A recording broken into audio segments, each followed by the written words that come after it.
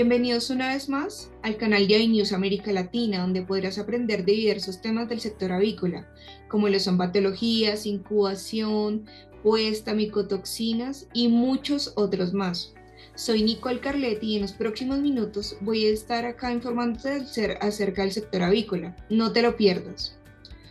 Hoy con nosotros se encuentra Miguel Ángel Jacinto Márquez Ruiz, reconocido políglota y consultor a nivel internacional, quien ha sido especializado en temas en todo lo referente de patología aviar. Además, ha realizado más de 135 publicaciones en Latinoamérica y el mundo. Bueno, antes que nada, muchas gracias Miguel Ángel por aceptar esta invitación. Con mucho gusto, gracias por invitarme a participar en esta entrevista. Perfecto, Miguel Ángel. Y bueno, ya para entrar en materia, ¿cómo te parece, Miguel Ángel? Te arrojo una noticia de actualidad que recientemente estaba pasando y es que en países como Colombia, Perú y Uruguay se han reportado varios casos de influenza aviar. ¿Cómo te parece esto?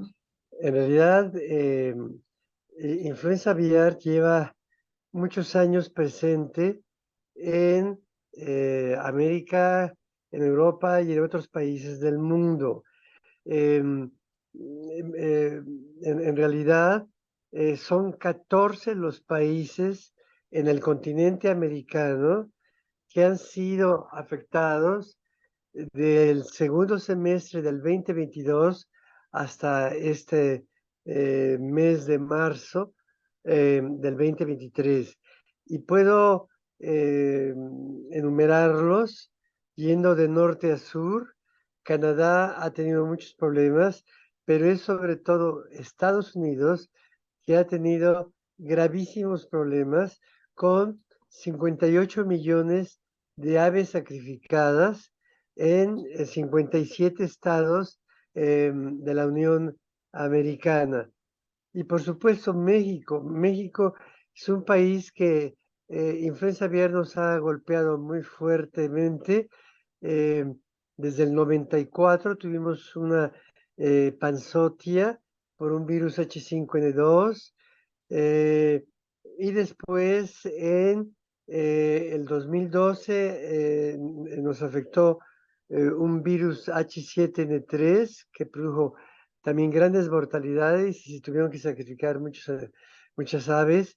Y más recientemente, a fines del año pasado, eh, estamos enfrentando un virus de alta patogenicidad de influenza aviar H5N1. Es en este momento contra este virus, este ortomixovirus aviar AH5N1 que estamos enfrentando. Eh, entonces, bueno, he mencionado Canadá, Estados Unidos, México. Em, México en 1994 tomó una decisión sumamente difícil, muy criticada por la comunidad mundial de proceder a la vacunación. En el caso de que un país tome la dificilísima y grave decisión de vacunar, en ese momento ese país eh, ya no podrá exportar ni huevo ni pollo, porque el país comprador va a exigir un certificado de que esos productos estén libres de influenza aviar y se corren pruebas de laboratorio para ver que estén negativas, que sean, eh, eh, es decir, que no haya virus de influenza aviar en esos productos. Y lo que ocurre es que si se vacuna, pues inevitablemente van a aparecer los anticuerpos producidos por la vacuna. Y eso condena al país a no poder exportar. Sin embargo, la situación es tan grave, por ejemplo, en Estados Unidos y en Europa, que para sorpresa, en una decisión sorprendente, en octubre del año pasado, la Organización Mundial de la Salud para la Salud Animal, que tiene sede en París, conocida antiguamente como Oficina Internacional de las Episodias, contempló ya la posibilidad de autorizar a países que así lo deseen de proceder a la vacunación. De hecho, Ecuador hace unos pocos días ya solicitó, ya tomó la decisión y solicitó el envío de vacuna para proteger a su avicultura nacional. Estados Unidos, que es el primer productor de pollo en el mundo, perdón, sí, primer productor de pollo, y Brasil, que es el segundo exportador de pollo en el mundo. Bueno, en el caso de Estados Unidos sería verdaderamente es una decisión dificilísima, pero el problema, es decir, una decisión muy difícil aceptar proceder a la vacunación. Sin embargo, han perdido ya 50, prácticamente 58, 60 millones de aves sacrificadas o muertas por la enfermedad. Entonces, las cosas están cambiando, porque antes era verdaderamente imposible pensar que un país vacunara contra la influenza. Y bueno, regresando entonces a la pregunta, tenemos 14 países del continente americano que están siendo actualmente afectados por influenza aviar H5N1, que son Canadá, Estados Unidos, México, y después yendo de norte a sur, tenemos a Guatemala, Belice, Honduras y Panamá en Centroamérica. Y ya en Sudamérica tenemos Colombia, Venezuela, Perú, Ecuador, Uruguay, Argentina y Chile. Ahora, estos países han reportado la presencia del virus de influenza aviar tanto en aves silvestres exclusivamente, o bien en aves comerciales, en granjas, o bien en sus dos formas. Han reportado presencia de influenza aviar tanto en aves silvestres como en aves comerciales. La situación es muy, muy preocupante porque Europa también reporta altas mortalidades en 37 países del continente europeo, y fue debido a la presión de los europeos que la Organización Mundial para la Salud Animal, que tiene sede en París, Francia, haya contemplado ya la posibilidad de otorgar permiso para la vacunación. Perfecto, Miguel Ángel. Y bueno, ya que nos estás hablando de todos los países que tienen esta problemática, por ejemplo, ¿qué factores predisponen que un país tenga más casos de influenza aviar que otros? Bueno, el virus de la influenza aviar es transmitido por aves silvestres migratorias, y prácticamente todos los países son recorridos por aves migratorias silvestres. Entonces, ese es uno de los riesgos eh, eh, que estamos enfrentando. Por ejemplo, había habido ya un silencio epidemiológico con respecto al H5N1 en México, porque se procedió a la cuarentena, sacrificio, al control de la movilización tanto de aves vivas o muertas como de productos avícolas. Y estamos teniendo la semana pasada unos brotes en el estado de Aguascalientes por aves, perdón, por aves migratorias que en este caso están regresando de sur a norte rumbo a los Estados Unidos y rumbo a Canadá. Entonces, lo que es muy importante es que las aviculturas industriales y también las artesanales en todos los países implementen acciones de bioseguridad, control de la movilización de aves y productos avícolas, que se proceda cuando haya un brote, se proceda al sacrificio de las aves enfermas y el enterramiento de las mismas, de toda la mortalidad y de los desechos eh, orgánicos. Esas serían las acciones en el campo. Eh, Ahora, también depende del nivel de organización de los servicios de sanidad animal de los ministerios de Agricultura y Ganadería de cada país. Eh, Cada país dedica recursos económicos muy importantes para la prevención de la aparición de la influenza. Entonces, depende del país, de la cantidad de dinero presupuestado para hacer una vigilancia epidemiológica de la enfermedad. Y también depende de los recursos económicos de los servicios nacionales de sanidad animal, y eso es por el lado oficial, y de las asociaciones de productores avícolas de cada país. Hay países que tienen asociaciones nacionales de avicultores muy poderosas, con muchos recursos, que se preocupan mucho de las medidas de bioseguridad, de movilización, etcétera. Y el punto que casi ningún país logra tener es que cada país en Asia o en Europa o en América o en África debe disponer la industria, la industria pecuaria, en este caso avícola, deben de disponer de un fondo de indemnización para cubrir las pérdidas de los avicultores en caso que se les presente un brote de influenza.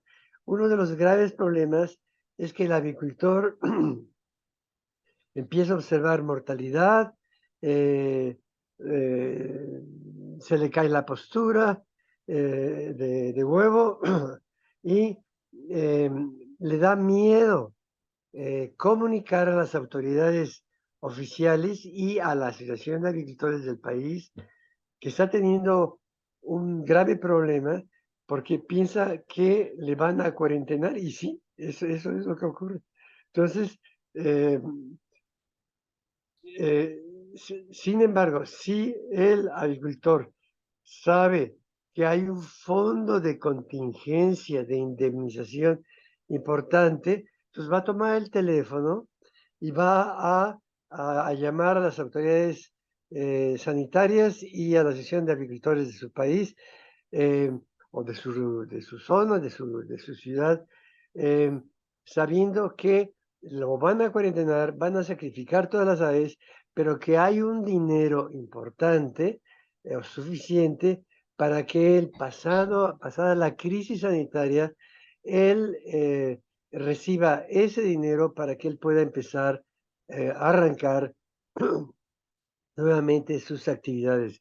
Y este punto de un fondo de indemnización, muy pocos países lo tienen. Y por eso es que solamente los países, bueno, en efecto desarrollados, Canadá, Estados Unidos, Europa, ellos, los ministerios de Agricultura tienen ese dinero para darle la confianza al avicultor de reportar el brote de influenza aviar, sabiendo que una vez que se haya sacrificado todos los animales, se haya cuarentenado, etcétera, y pasado el tiempo de cuarentena, él pueda reiniciar sus actividades con ese dinero que le va a dar, eh, ya sea el Ministerio de Agricultura y Ganadería o la Asociación Nacional de Avicultores. Ese es el punto que es más débil de todos los que acabo de mencionar. Perfecto, Miguel Ángel, muchísimas gracias por esta aclaración, ¿no? Y pues por esta información que nos brindas. Adicional a eso, pues como lo mencionabas, siempre es muy importante tener en cuenta la bioseguridad, ¿no? porque pues gracias a ella podemos prevenir pues que hayan estos tipos de brotes y obviamente pues un llamado también a que los avicultores tengan muy presente esto y pues que los galpones y los lugares en donde están alojadas las aves pues estén cerrados y con sus elementos de bioseguridad para prevenir esto, ¿no? Igual también lo que tú dices es muy cierto y lo ideal sería pues que cada país tuviera pues un fondo de emergencia en caso pues para que el avicultor se siente en confianza y pues esté indemnizado pues por esta circunstancia, ¿no? Exacto, exacto, exacto. Muy Digamos, bien. bueno, ya ahorita que nos comentabas, bueno, ya nos dijiste qué animales lo propagan, ¿no? Pero ¿cuál es la sintomatología Ah, si se sí, encuentran con esta enfermedad, ¿no? Porque digamos, bueno, hace poco en Perú, te cuento, la gripe aviar mató cerca de 3.500 lobos marinos y 65.000 aves. Entonces sí sería bueno si le podrías comentar a nuestros oyentes y a las personas que nos están viendo qué sintomatología debemos tener presente. bueno, en primer lugar, la enfermedad es de muy rápida transmisión y se transmite por contacto directo a través de aerosoles, de estornudos, saliva contaminada, orina, excremento contaminado de una ave enferma o de aves enfermas.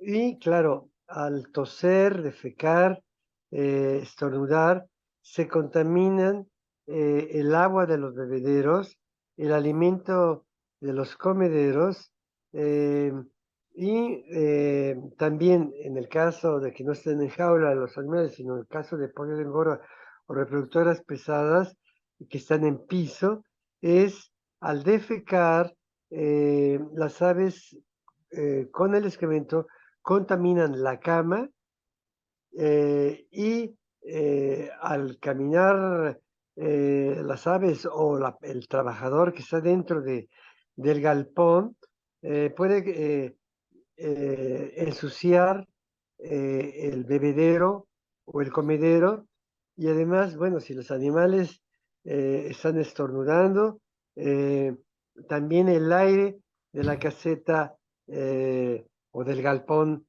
son contaminados. Eh, ahora, eh, también lo que ocurre es que el personal que labora dentro de la granja por personas y vehículos externos a la granja.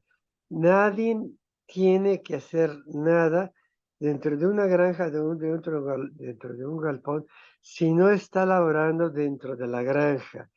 Y claro, las visitas son eh, muy prohibidas. ¿Qué va a hacer un individuo a entrar a una granja?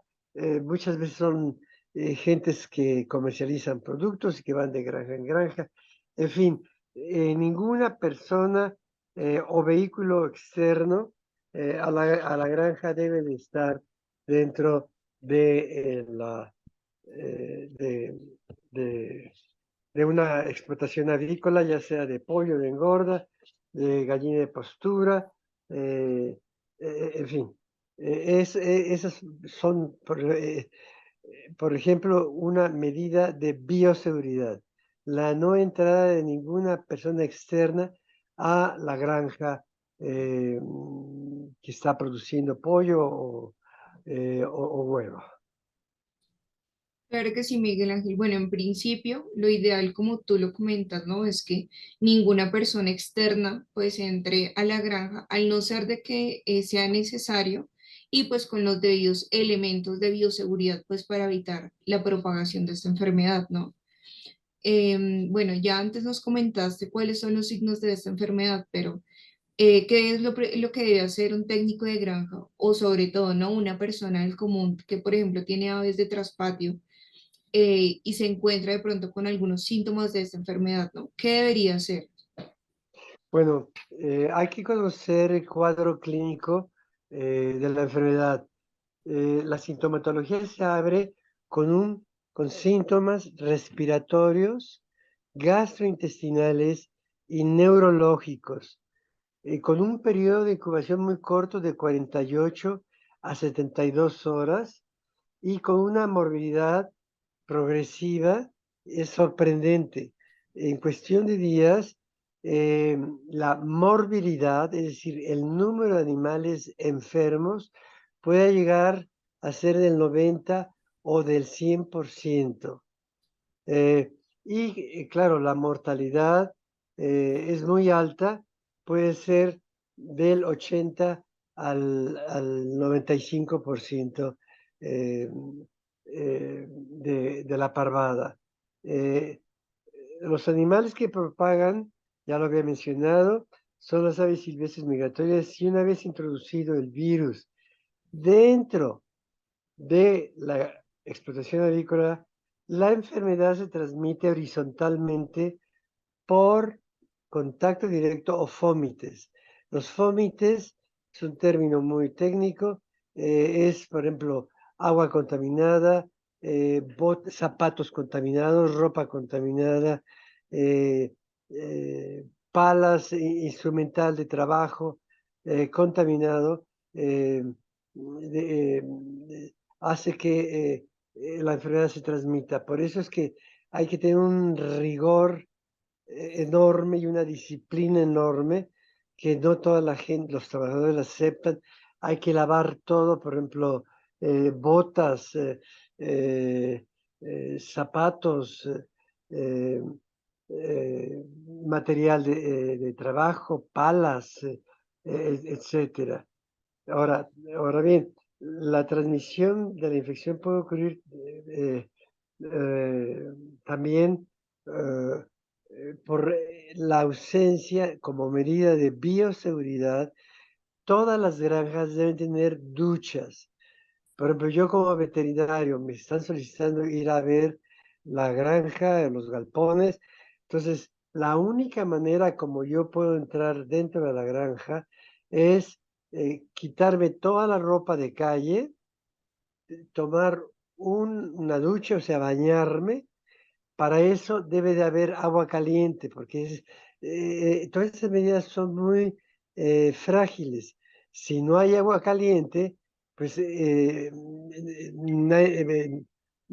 pretendemos que nos bañamos, le damos la vuelta a la regadera y nos ponemos la ropa interna, los overoles, las botas o las sandalias para poder entrar. Entonces, un detalle tan importante como que haya gas dentro de la granja para poder calentar el agua.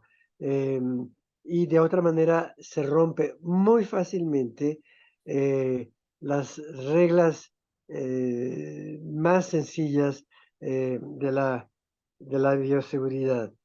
Eh, Ahora, también ya sabemos, y usted creo que lo comenta, la transmisión de la infección puede ocurrir, ya lo mencioné, por aves silvestres como pelícanos, y de manera sumamente preocupante a mamíferos terrestres. Por ejemplo, mamíferos terrestres como el cerdo, los gatos que haya dentro los gatos domésticos que haya dentro de la granja. Y claro, por ejemplo, en Galicia, hace aproximadamente un mes, tuvieron que sacrificar a miles de bisones. Mm. En inglés, bisones mink. Son estas granjas para producir las pieles para hacer abrigos. Entonces, los bisones son altamente susceptibles eh, a la influenza aviar.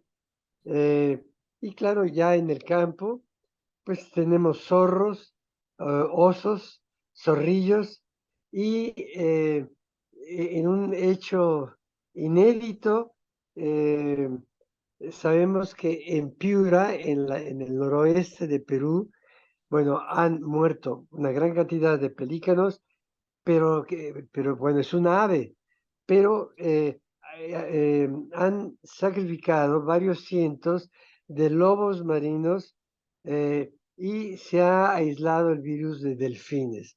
Esto es sumamente preocupante porque entonces ya hubo un paso de un virus de aves a mamíferos, ya sea terrestres o mamíferos eh, acuáticos. Y lo más preocupante es que estos virus, si pasan ya a mamíferos, bueno, el hombre es un mamífero y existe potencialmente la posibilidad de que el hombre pueda infectarse y eso sería, de hecho, la Organización Mundial de la Salud y todas las instituciones internacionales están sumamente preocupadas porque influenza aviar podría ser una de las próximas pandemias. Muchas gracias, Miguel Ángel, pues por esta gran aclaración, ¿no? Y bueno, efectivamente, pues es muy fácil, ¿no? Que varias especies se puedan contagiar con esta enfermedad, ¿no? Y pues que debemos evitar a toda costa, pues que esto llegue a pasar, pero bueno, varios de nuestros oyentes nos han preguntado también, pues por redes sociales, ¿no? Y pues por otro medio, ¿cómo se puede prevenir esta enfermedad? ¿Hay alguna forma de prevenir esta Bueno, enfermedad? antes de pasar a eso, quisiera hacer comentario de que dentro de la sintomatología clínica, los primeros signos de advertencia en caso de que en una granja se presente un, eh, un brote de influenza aviar, los animales prácticamente dejan de comer de un día a otro. Entonces, aún sin presentar síntomas. Entonces, una baja súbita del consumo de alimento es la primera señal, el primer signo de que algo no está bien, ¿sí? Y claro, después de la baja de alimento se inicia la mortalidad, presentando fiebre, anorexia es falta de apetito, es decir, dejan de comer y un cuadro congestivo hemorrágico severo con cianosis de crestas, barbillas, cianosis que el tejido está morado de las Sí, crestas, de las barbillas y de los tarsos con equimosis, es decir, con hemorragias en la piel y hemorragias eh, en los músculos. Ahora, los signos y síntomas son evidentes y el veterinario y los trabajadores deben de reportar la sintomatología al propietario de la granja y este a su vez a las autoridades sanitarias veterinarias oficiales. Ahora bien, las medidas a adoptar para contener esta enfermedad altamente contagiosa e infecciosa es sacar de la granja las aves muertas y además sacrificar todas las aves enfermas y proceder a su enterramiento y sobre todo no tirar las aves muertas a campo abierto, ni a arroyos, ni a ríos. Y claro, esa es obligación del propietario de la granja y del veterinario de la granja.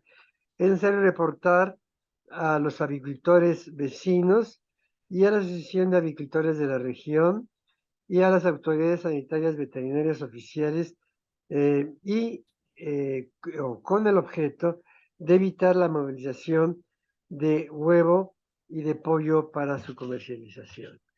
Y bueno, ahora sí podemos pasar en la forma de prevenir, seguir su pregunta, Nicole.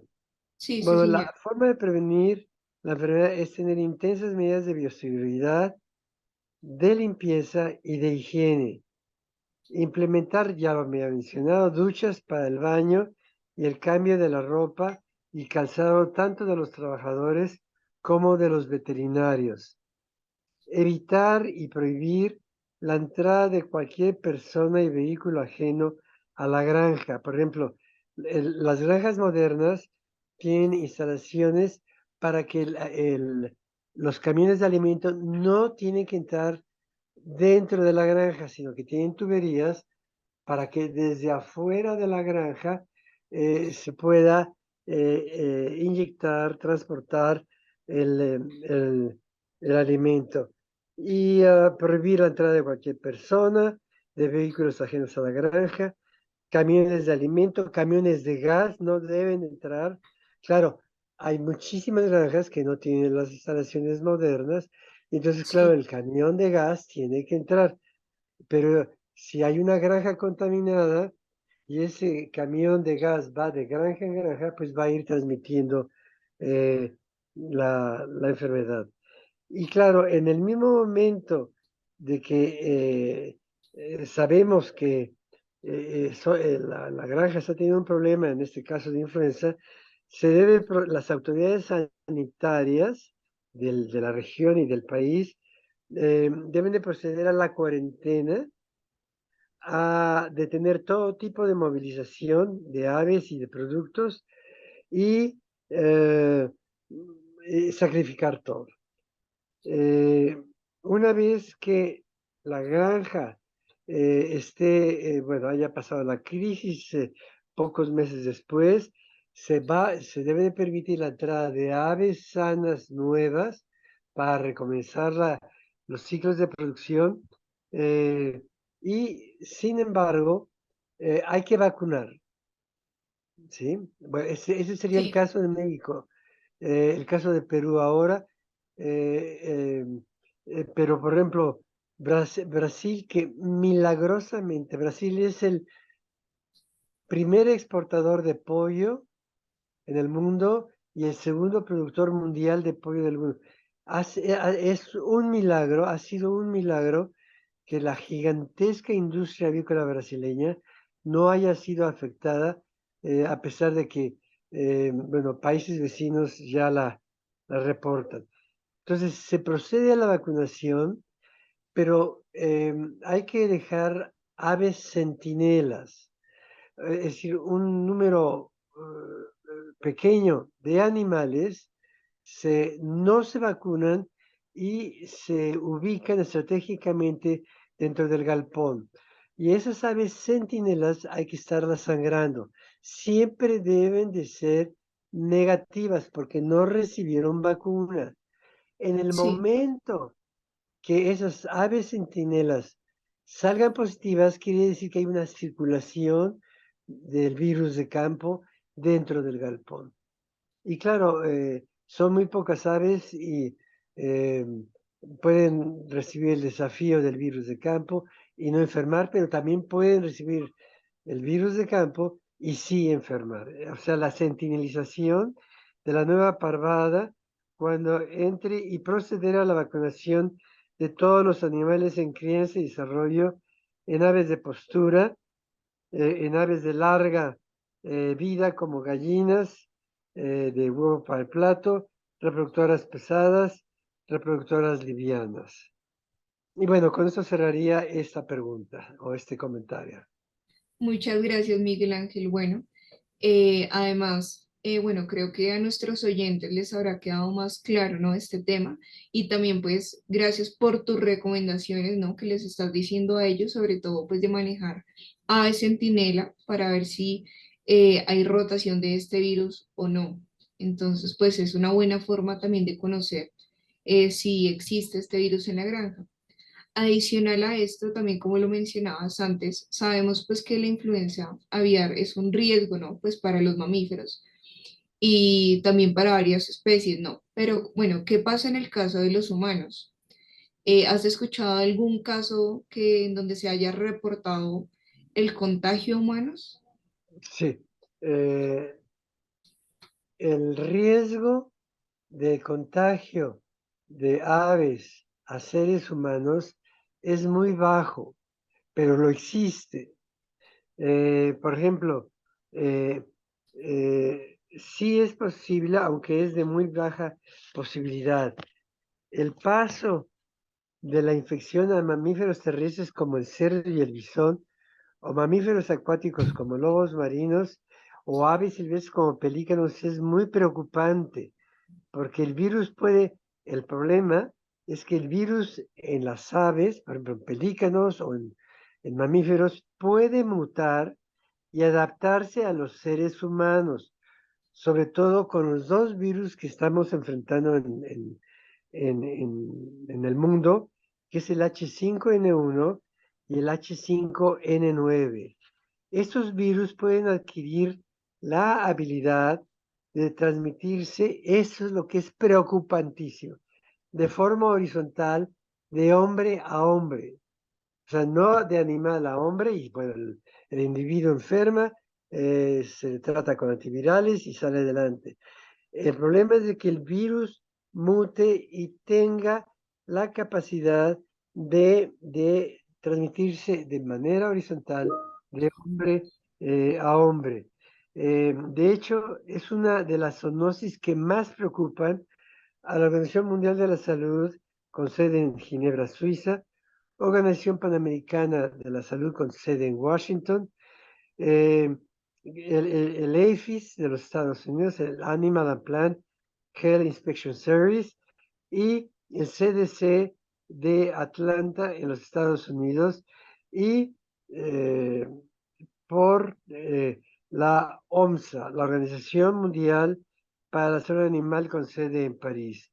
Y sí, sí se han reportado de manera muy aislada y de manera muy poco común la influenza en seres humanos que han sido tratados oportunamente sin fallecimiento. Tengo aquí el ejemplo de que el 9 de enero eh, eh, se reportó un caso de influenza aviar en una niña de 9 años que enfermó de gripe aviar en el municipio de Bolívar, en Ecuador, quien esta niña tuvo su tratamiento y afortunadamente sanó. Entonces, estamos sentados o estamos frente a una situación em, de muy bajo riesgo, pero que sí es posible que ocurra. Y la preocupación, ah, Nicole, es si llegara a pasar a seres humanos, que el virus Sí. tenga la capacidad de transmitirse de manera horizontal de hombre a hombre. Y entonces, bueno, sería un peligro enorme para la salud mundial.